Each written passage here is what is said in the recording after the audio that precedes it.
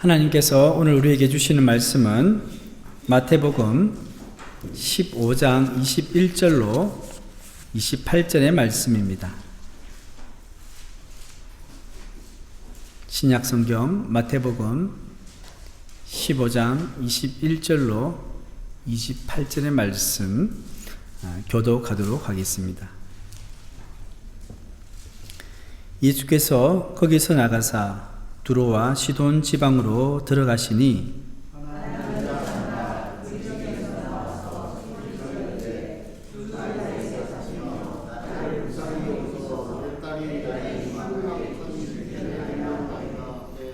예수는 한 말씀도 대답하지 아니하시니 제자들이 와서 청하여 말하되 그 여자가 우리 뒤에서 소리를 지르오니 그를 보내소서.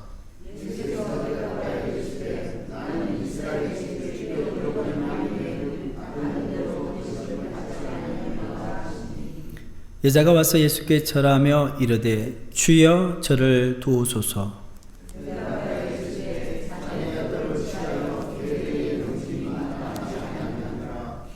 여자가 이르되 주여 올소이다마는 개들도 제 주인의 상에서 떨어지는 부스러기를 먹나이다 하니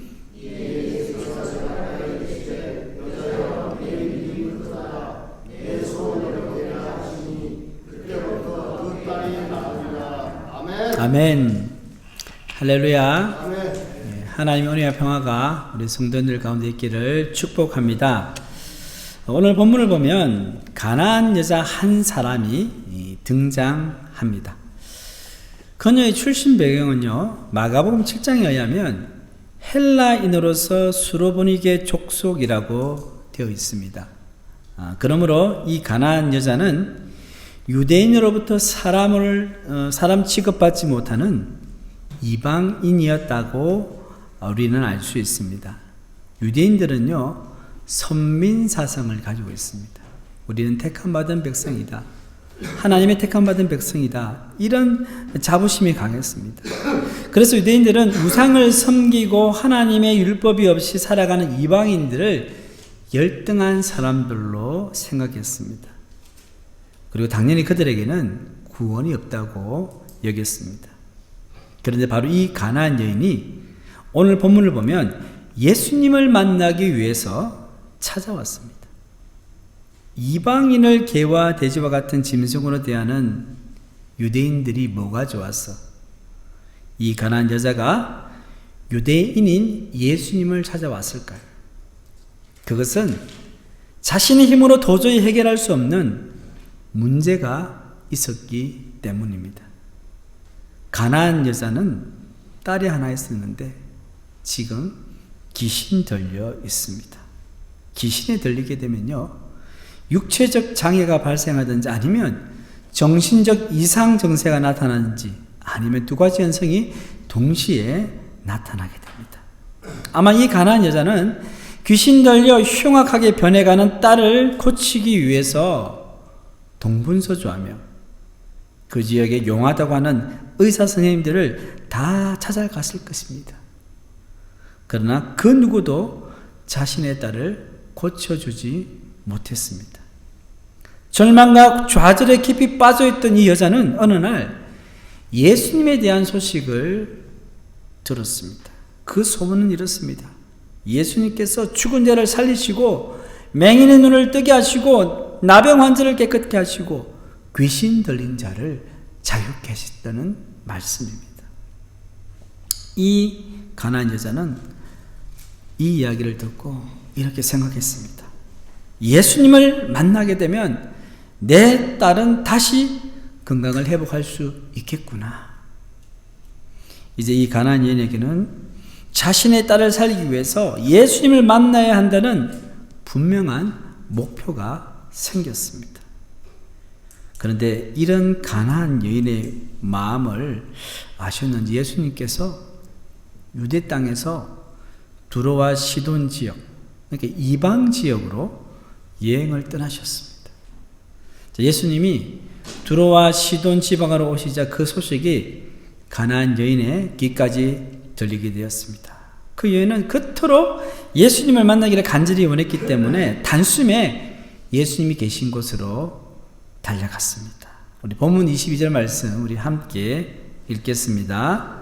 가나안 여자 하나가 그 지경에 나와서 소리질러 이르되 주 다윗의 자손이여 나를 불쌍히 여기소서 내 딸이 흉악하게 귀신 들렸나이다 하되, 여기서 소리 지르다는 것은요 부르짖어서 요구하다라는 뜻인데, 이는 이 여인의 간절함을 보여주는 대목입니다.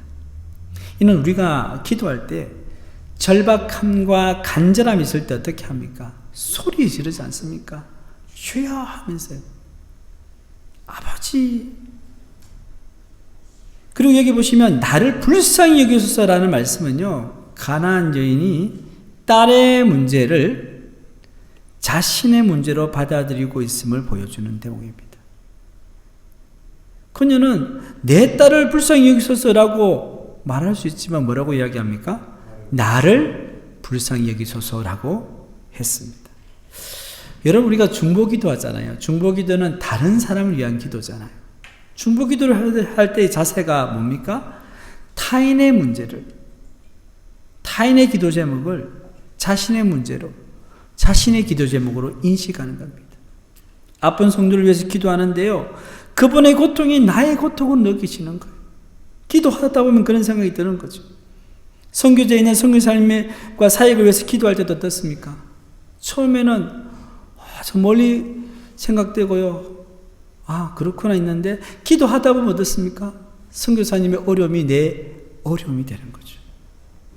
여러분, 지금 산불로 엄청나게 많은 사람들이 피해를 보고 고통당하고 있잖아요. 근데 그 땅을 위해서 우리가 기도할 때요, 정말로 산불로 인해서 가족을 잃고 재산을 잃은 사람들의 마음을 우리가 가지게 된다는 거죠. 자, 가나안 여자는요, 딸을 살려야 한다는 절박한 심정으로 예수님 뒤에서 소리를 크게 지릅니다. 주 다윗의 자손이여 나를 불쌍히 여기소서. 내 딸이 흉악하게 귀신 들렸나이다. 한 번만 이렇게 이야기했겠어요? 아니에요. 계속해서 이야기하는 거예요. 가나안 여자가 예수님께 첫 번째 구한 것은요, 불쌍히 여겨달라는 것입니다. 그런데 예수님께서는 아무런 대답이 없습니다.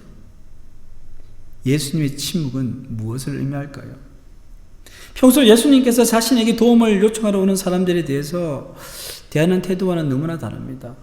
예수님께서는요, 항상 자신에게 도움을 청하러 오신 사람들을 따뜻하게 맞아주시고 그들의 소원을 즉시 들어주셨습니다. 그런데 이번 경우는 너무 다릅니다. 그렇다면 이 여자가 이방인이었기 때문에 그럴까요? 자, 마태복음 8장에 보면요, 이방인인 백부장이 예수님께 찾아와서 뭐라고 부탁합니까? 중풍병으로 괴로워하는 자신의 하인을 고쳐달라고 요청합니다. 그때도 예수님이 모른 척 하셨나요? 아닙니다. 예수님께서 내가 가서 고쳐주리라 말씀하시면서 백부장에게 호의적으로 대해주셨어요. 이런 것을 볼 때 예수님께서는요, 기본적으로 이방인을 차별하지 않으셨습니다. 그런데 왜 예수님께서는 가나안 여자의 부르짖음에도 미동하지 않았을까요? 이러한 예수님의 행동에는 분명한 목적이 있기 때문에 그렇습니다. 본문의 흐름을 볼 때 예수님께서는 가나안 여자의 믿음을 시험하고 계시는 것입니다. 예수님께서는 가나안 여자의 믿음의 진정성을 보기를 원하셨습니다. 사랑하는 성도 여러분, 믿음을 어떻게 정의하십니까? 믿음하면 떠오르는 성경 말씀 있죠. 히브리서 11장 1절 말씀입니다. 우리 함께 읽겠습니다. 믿음은 바라는 것들의 실상이요 보이지 않는 것들의 증거니. 자, 바라는 것들의 실상이란 뭘까요? 바라는 것들의 실상이란 아직 이루어지지 않은 우리의 소원이 이루어진 것으로 여기는 것을 말합니다. 예를 들면 이런 거죠. 믿지 않는 가족이 현재 보기에는 전혀 예수님을 믿을 것 같이 보이지 않아요. 그렇지만 하나님께 기도하면 언젠가는 반드시 예수님을 믿을 것이라는 믿음을 말합니다. 그러면 믿음은 미래의 실상을 현재로 끌어당기는 힘입니다. 지금은 없지만 믿으면 그것이 현재로 이루어진다는 거죠. 그리고 보이지 않는 것들의 증거란 인간의 눈에 보이지 않지만 확실히 있음을 아는 것을 의미합니다. 우리는 하나님이 우리 눈에 보이지 않지만 믿음으로 그분이 우리와 함께 계시고 도우신다는 사실을 알고 있습니다. 그리고 천국도 우리 눈에 보이지 않지만 믿음으로 그 천국을 경험할 수 있습니다.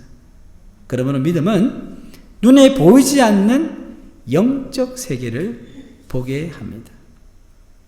이처럼 성도는 믿음을 통해서만이 기적을 경험하고 보이지 않는 영적 세계를 볼 수 있습니다. 예수님께서는 가나안 여자에게 바로 이런 믿음이 있는지 시험하기를 원하셨습니다. 마찬가지로 예수님께서는 지금 우리 마음속에도 믿음을 찾기를 원하십니다. 히브리서 11장 6절 말씀입니다. 우리 함께 읽어보겠습니다. 믿음이 없이는 하나님을 기쁘시게 하지 못하나니 하나님께 나아가는 자는 반드시 그가 계신 것과 또한 그가 자기를 찾는 자들에게 상 주시는 이심을 믿어야 할지니라. 아멘. 여러분, 우리가 기도할 때 하나님의 사역을 감당할 때 하나님께서는 우리 가운데 진실한 믿음을 찾으십니다. 어떤 태도로, 어떤 믿음으로 기도하고 사역하는지 보고 계십니다. 만약에 하나님께서 우리 가운데 진실함을 믿음을 보셨다면 어떻게 하실까요? 기뻐하시는 것입니다. 마태복음 21장에 보면 예수님께서 배가 고프셨어요. 잎사귀가 아주 무성한 무화과 나무 밑으로 갔어요. 그러니까 열매가 있을 것 같아서 가보니까 어때요? 열매가 없습니다. 아무것도 찾을 수 없었어요. 그때 예수님께서는 무화과 나무를 저주하셨습니다. 이제부터 영원토록 내가 열매를 맺지 못하리라. 그러자 무화과 나무가 곧 말라버렸습니다. 이 사건은요, 예수님 당시 유대교가 가지고 있는 영적 상태를 그대로 보여줍니다. 무화과 나무는 바로 유대교의 바리새인들과 서기관들을 상징합니다. 이들은 잎사귀가 무성한 무화과 나무처럼 종교적인 의식과 교례로 자신들을 화려하게 치장했습니다. 정말 하나님 잘 믿는 것 같아요. 말씀도 잘 지키고요. 그러나 그들에게는 하나님을 향한 진정한 믿음이 없었습니다. 무화과 나무가 열매 없어서 저주를 받은 것처럼 예수님 당시 유대교의 영적 지도자라 불리는 바리새인들과 서기관들은 하나님을 향한 진정한 믿음이 없었기 때문에 책망을 받았습니다. 사랑하는 포항샘물교회 성도 여러분, 우리의 모습은 어떻습니까? 개신교가 한국에 들어와서 그렇게 길지 않은 역사 속에 부흥하고 발전하였습니다. 그리고 나라와 민족의 기여한 바도 아주 큽니다. 그러나 요즘 한국 교회의 공신력이 추락하고 있습니다. 그리고 한국 교회가 세상 사람들의 지탄의 대상이 되기도 합니다. 여러 가지 원인들이 있겠지만 오늘 말씀에 근거해 볼 때 한국 교회가 겉으로는 화려하고 풍성해 보이지만 정작 예수님이 원하시는 진실한 믿음을 잃어가고 있기 때문입니다. 성도들의 개개인의 삶도 마찬가지입니다. 예전보다는 성도들은 경제적으로 더 풍성한 삶을 살 뿐만 아니라 자유, 평화, 인권, 복지라는 이 안전망 안에서 큰 어려움 없이 살아가고 있습니다.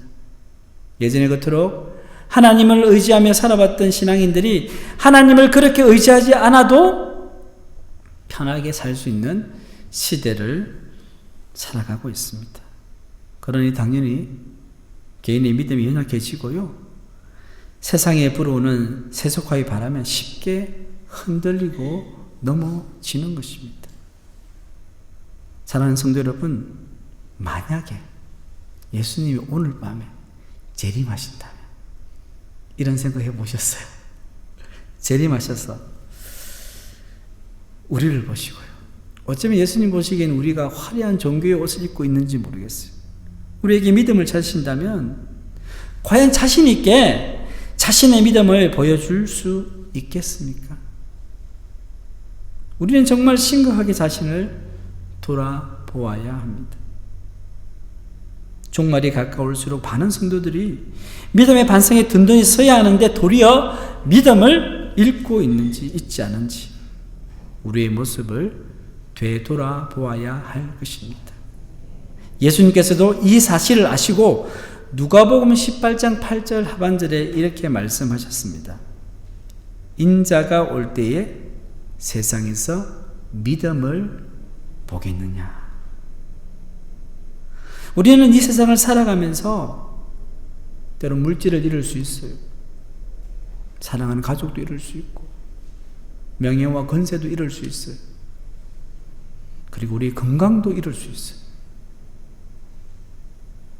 그러나 우리의 믿음을 잃어서는 안 됩니다. 우리가 모든 것을 다 잃을지라도 하나님을 향한 진실한 믿음을 가지고 있다면 모든 것을 가진 것과 다름이 없습니다. 그러므로 교회와 성도, 개인의 믿음이 회복되고 견고해져야 바로 한국교회가 영적인 능력을 회복할 뿐만 아니라 사회에서 공신력을 회복할 수 있게 되는 것입니다. 다시 본문 말씀으로 돌아가면요. 자, 제자들의 입장에서 볼 때 뒤에서 시끄럽게 예수님을 부르며 자신의 어려움을 호소하는 가난한 여자를 그냥 내버려 두시는 예수님이 참 이상했습니다. 평소 같으면 벌써 문제를 해결해 주셨는데 말입니다. 그래서 제자들은 예수님께 그 가난한 여자의 소원을 들어줄 것을 요청했습니다. 본문 23절 하반절 말씀입니다. 함께 읽겠습니다. 그 여자가 우리 뒤에서 소리를 지르오니 그를 보내소서. 자, 이 말은요, 예수님 뒤에서 소리를 지르는 여자를 좀 안심시키시고요, 일단은 좀 들어보시고요, 그리고 떠나 보내주세요. 이런 의미 아니겠습니까? 그런데 제자들의 요청에 대해서 예수님이 뭐라고 대답하십니까? 본문 24절 말씀 함께 읽겠습니다. 나는 이스라엘 집에 이른 양 외에는 다른 데로 보내심을 받지 아니하였노라. 예. 이 대답은 어떻습니까? 다분히 예수님의 어떤 활동 범위, 사역의 어떤 범위를 이야기하시는 것 같아요. 자, 예수님은 유대인으로 태어나셨죠. 자, 그리고 유대인으로 사셨습니다. 그리고 공생의 대부분을 유대 땅에서 보내셨어요. 이것만 봐도 예수님의 1차적 사역의 목표는 누굽니까? 이방인이 아니라 유대인이었습니다. 그렇기 때문에 이 예수님의 대답은 사실 틀린 말은 아닙니다. 그렇지만 평상시 예수님의 태도와는 너무 달랐습니다. 예수님께서는 가난한 여자의 믿음을 시험하시기 위해서 단단히 작정하셨던 것 같습니다. 이렇게 예수님과 제자들이 대화를 나누고 있을 때 가난한 여자는 예수님 앞에 나왔습니다. 본문 25절 말씀 읽겠습니다. 여자가 와서 예수께 절하며 이르되 주여 저를 도우소서. 주여 저를 도우소서. 가난한 여자는 예수님의 반응에 의아했을 것입니다. 자신이 소문으로 들었던 예수님은 인자하고 온유하시며 많은 사람들에게 호의를 베푸시는 분이었는데 가난한 여자는요, 자신을 향한 냉기에도 불구하고 예수님께 계속 간청했습니다. 사랑하는 성도 여러분, 우리가 하나님께 기도할 때 속히 응답되지 않을 때가 있습니다. 시편 22편 1절 2절의 말씀, 이 기도가 응답되지 않는 시인의 고백인데요. 함께 읽어보겠습니다. 내 하나님이여 내 하나님이여 어찌 나를 버리셨나이까? 어찌 나를 멀리하여 돕지 아니하시오며 내 신음소리를 듣지 아니하시나이까? 내 하나님이여 내가 낮에도 부르짖고 밤에도 잠잠하지 아니하오나 응답하지 아니하시나이다. 아멘. 여러분, 이 정도면 굉장히 힘들지 않을까요? 낮에도 부르짖고 밤에도 잠잠하지 아니하다. 이 정도로 기도해 보신 적 많지 않으실 거예요, 인생에서요. 굉장히 힘든 상황이에요. 그리고 우리가 기도할 때요, 하나님께서 우리의 기도를 듣지 않으시고 우리를 떠나신다는 느낌을 받을 때도 있습니다. 시편 44편 23절에 보면 주여 깨소서 어찌하여 주무시나이까 일어나시고 우리를 영원히 버리지 마소서. 하도 하나님이 응답이 없으니까 주무시냐고. 하나님 왜 주무시겠어요, 그죠? 주무실 필요가 없습니다. 이처럼 성도는 누구나 하나님께 기도할 때 곧바로 응답받지 못하여 답답함을 느낄 때가 있습니다. 그렇다고 낙심하여 기도하는 것을 포기해서는 안 됩니다. 우리가 열심히 하나님께 기도할지라도 응답이 더딜 때가 있습니다. 그것은 하나님의 뜻과 계획이 있기 때문입니다. 그리고 무엇보다도 바로 그때 하나님께서 우리 마음속에 진정한 믿음을 보시기를 원하십니다. 정말 믿음을 가지고 기도하는 자는 응답 없을지라도 계속해서 기도합니다. 그러므로 우리의 진실한 믿음을 하나님께서 보여드리기 위해서는요, 인내가 필요합니다. 참 인내라는 것이 어려워요. 지금은 고인이 되신 사랑의 교회 옥하는 목사님 일화인데요. 옥 목사님이 젊으신 시절이었어요. 하루는 어린 막내 아들이 자전거를 사달라고 옥 목사님께 막 찡얼거리면서 보친다고 하는 거예요. 내용은 이렇습니다. 아들은 다른 친구들처럼 속력을 낼 수 없는 이런 자기 고물 자전거에 대해서 굉장히 속이 상한 거예요. 이런 자전거를 내가 보고 타라고. 그래서 아버지께 막 조르는 거예요. 새 자전거를 사달라고. 막 울면서. 그래서 목사님이 사주지 않으면 안 되겠구나 라는 생각을 가지고는 그래도 교육상 바로 사주면 안 될 것 같아서 그냥 마음속으로는 사줘야겠다 생각하고는 좀 더 기다렸어요. 간절히 이제 기다리면 그 더 가치를 알 수 있기 때문에 그렇게 있으니까는 이제 며칠 동안 새 자전거를 사달라고 아들이 계속해서 울기도 하고요. 때로는 막 미소 작전을 애교를 부리면서 아빠한테 다가오는 거예요. 그래서 그러면 한 2, 3일 정도 더 지나면 내가 사줘야겠다 싶었는데요. 그런데 그 다음 날부터 쪼르지 않는 거예요. 잠잠히 말을 하지 않는 거예요. 뭐예요? 아들이 포기한 거예요.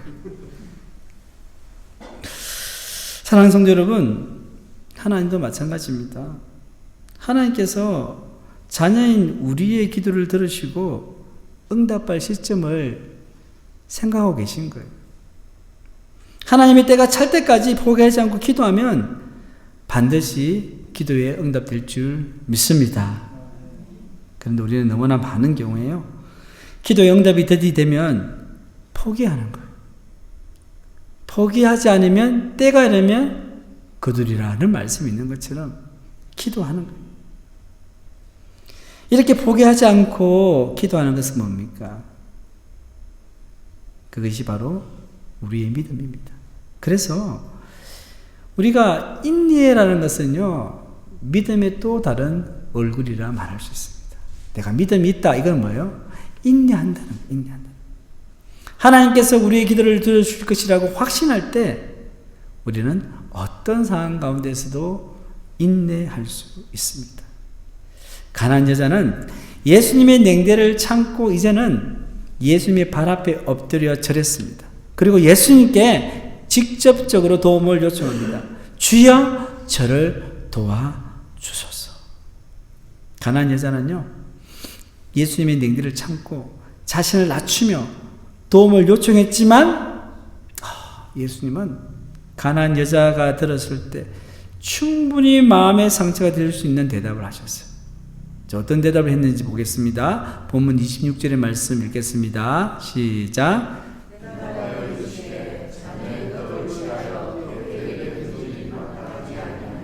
아멘.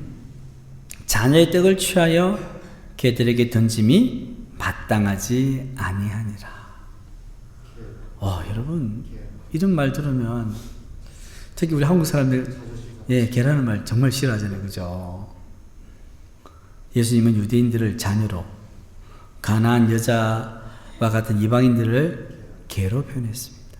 자, 그런데 예수님께서 사용하신 이 개라는 단어는요, 헬라어에서 볼 때 야생하며 쓰레기나 썩은 고기를 먹는 부정한 개가 아니라요, 이 들개가 아니라 작은 개라는 뜻으로서 집안에서 식탁에 부스러기 음식으로 길려지는 개, 오늘날 같은 뭡니까? 애완견. 그래도 사랑스러운 애완견으로 예수님이 불러주신 거예요. 그런데 그런 이야기를 들어도 기분 좋을 리가 없죠. 그런데 가나안 여인은요, 그 예수님의 말씀에 다음과 같은 놀라운 대답을 합니다. 본문 27절의 말씀 함께 읽겠습니다. 여자가 이르되 주여 올소이다마는 개들도 제 주인의 상에서 떨어지는 부스러기를 먹나이다 하니. 자, 이 구절을 다르게 표현하면 이렇습니다. 예수님 맞습니다. 저는 개와 같은 존재입니다. 그런데 그 개들도 주인의 밥상에서 떨어지는 음식물 찌꺼기를 먹습니다. 제발 그 음식물 찌꺼기라도 저에게 주십시오. 가나안 여자는 주인의 상에서 떨어지는 부스러기 은혜만을 받아도 자신의 딸이 취함을 받고도 남음이 있을 것이라고 믿었습니다. 가나안 여자의 이 대답은요, 그녀가 얼마나 철저히 자신을 낮췄는지를 잘 보여주고 있습니다. 사랑하는 성도 여러분, 기도할 때 하나님의 응답을 받기 위해서는 인내와 더불어 겸손이 필요합니다. 하나님께서는 결코 교만한 자의 기도를 들어주지 않으십니다. 야고보서 4장 6절 하반절에 보시면 하나님이 교만한 자를 물리치시고 겸손한 자에게 은혜를 주신다고 말씀하십니다. 그러므로 우리는 하나님께 겸손을 위해 기도합니다. 하나님, 겸손하게 하여 주시옵소서. 그리고 사실 교만한 마음을 가지고 있으면요, 기도하지 않습니다. 내가 잘났는데 왜 기도하겠어요? 그리고 기도해도 기도가 잘 안 된다면 여러분, 내가 영적으로 교만해 있지 않는지 점검해 봐야 돼요. 그래서 기도하지 않으면요, 하나님 앞에 교만한 모습이거든요.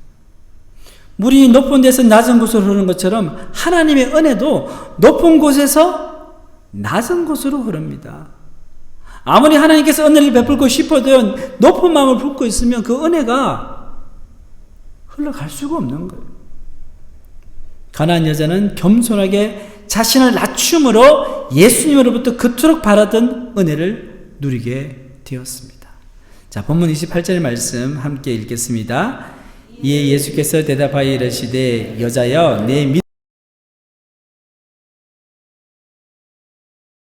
그의 딸이 나으니라. 아멘. 할렐루야. 가나안 여자는요, 예수님의 시험을 통과하였습니다. 예수님께서는 가나안 여자가 큰 믿음을 가졌다고 칭찬하셨습니다. 그리고 가나안 여자의 기도가 응답되었습니다. 예수님 말씀이 떨어지자 그 즉시 가나안 여인의 딸이 악한 귀신으로부터 자유함을 얻게 되었습니다. 베드로전서 1장 6절에서 7절 말씀을 우리 함께 읽겠습니다. 그러므로 너희가 이제 여러 가지 시험으로 말미암아 잠깐 근심하게 되지 않을 수 없으나 오히려 크게 기뻐하는도다. 너희 믿음의 확실함은 불로 연단하여도 없어질 것보다 더 귀하여 예수 그리스도께서 나타나실 때에 칭찬과 영광과 존귀를 얻게 할 것이니라. 아멘. 그렇습니다. 우리는 신앙생활하면서 때때로 믿음의 시험을 받을 때가 있습니다.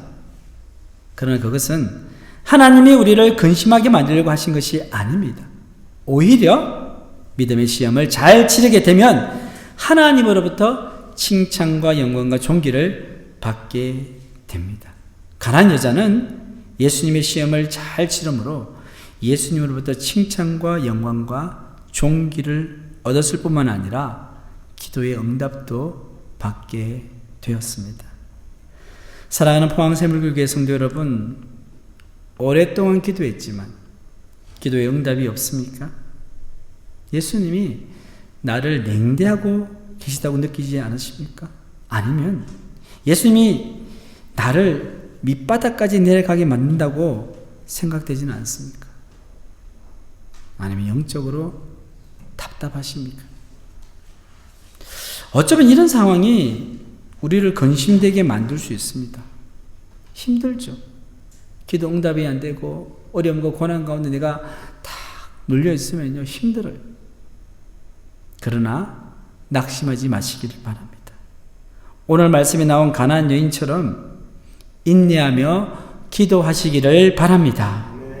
나의 기도가 응답될 때까지 포기하지 않고 열린 마음으로 기도할 때 하나님께서 우리의 기도를 들으시고 하나님의 방법으로 응답하실 것입니다. 그리고 하나님 앞에 철저히 낮아져서 겸손한 마음으로 기도하시기를 바랍니다. 찬송가 280장에 보면 천부의 의지 없어서 손 들고 옵니다. 주 나를 외면하시면 나 어디 가오르기까? 이런 가사가 있지 않습니까? 주님께 나갈 때 내가 의지하고 있는 것들을 다 내려놓고요. 내가 붙잡고 있는 것 다 내려놓고요. 주님께 나가는 것. 나의 물질도, 명예도, 권력도, 내 가족들도요, 내 친구들도, 세상에 있는 모든 것 다 내려놓고요. 하나님의 무엇인가를 더 의지하는 것 있다면 그거 다 내려놓는 것. 철저히 내가 의지하고 있는 것을 다 내려놓을 때 우리는 두 손 들고 주님께 나가는 겸손함을 가지게 되고 그럴 때 하나님께서 우리의 기도를 응답해 주실 줄 믿습니다. 우리는 오늘 말씀에 나온 가나안 여자를 통해서 믿음은 인내와 겸손을 통해 더욱 강력해진다는 사실을 알게 되었습니다. 그래서 예수님께서 가나안 여자에게 내 믿음이 크도다라고 말씀하신 것입니다. 오늘 이 자리에 계신 모든 성도님들도 인내와 겸손으로 기도함을 통해서 예수님으로부터 내 믿음이 크도다라는 칭찬을 받으시기를 주님의 이름으로 축원합니다. 하나님 아버지 감사합니다. 오늘도 말씀을 통하여서 우리의 모습을 돌아보게 하시니 감사합니다. 저희들은 하나님께 기도하고 또 하나님의 귀한 사역을 감당할 때 힘들고 어려운 일이 있을 때 하나님 때로는 포기할 때가 많습니다. 뒤로 물러날 때도 많습니다. 주님 그러나 오늘 말씀에 나와 있는 가나안 여자는 자신이 무시당하고 정말로 어려움을 겪고 있을지라도 끝내 인내하며 겸손한 마음으로 주님께 나아갔을 때 기도의 응답을 받은 것처럼 우리 또한 인생 가운데 힘들고 어렵고 기도의 응답이 되지 않는 상황 가운데서도 인내하며 겸손한 마음으로 주님께 기도할 수 있는 저희들 다 될 수 있도록 주님 도와주시옵소서. 그래서 내 믿음이 크도다라는 그러한 기도의 응답 칭찬을 들을 수 있는 저희들 될 수 있도록 인도하여 주시옵소서. 이 모든 말씀 우리 주 예수님의 이름으로 기도드립니다. 아멘.